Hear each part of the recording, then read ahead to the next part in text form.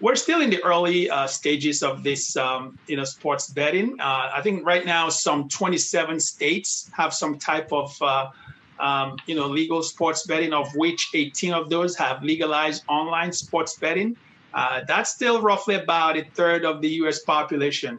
And then as far as iGaming, which is also online casinos, that's only right now legal in in 6 states, which represent about 12% of the U.S. population. So the idea is that there's still a huge runway out there for continued momentum in terms of legalization. If you remember, the main catalyst of this was the repeal of the Professional and Amateur Sports Act in May 2018 by the Supreme Court, which kind of set off this huge land grab for market share. And what we've seen in the last 3 years since the repeal has been, kind of a major ramp up by a lot of players, both traditional casinos and new entrants that's really trying to get a piece. And we expect that over the next few years, the momentum on legalization is going to continue, potentially with more than 2/3 of the U.S. population ultimately getting access, which again means that the addressable market is going to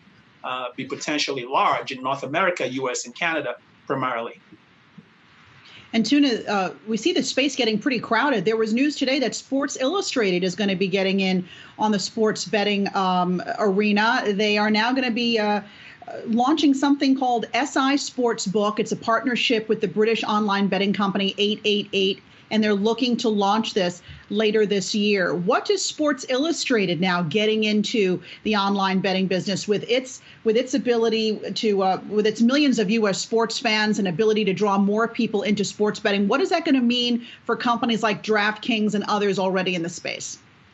Well, right now, I think Sports Illustrated, I think it's a very good example of how, media companies, content creators, all kinds of companies really are trying to, garner some piece of this slice of growing sports betting. What's happened is a lot of content creators are entering into partnerships with the online, the sports betting companies that have the licenses, and also the traditional casinos have some type of skin in this whole arrangement. So this is just one of several types of partnerships and joint ventures that we've seen across the entire space, whereby, everyone is trying to figure out how to really provide an avenue for customer acquisition. This is what it comes down to, gaining scale, and the more exposure of your brand that you have, the more you can get customers to play, and of course, the more that you can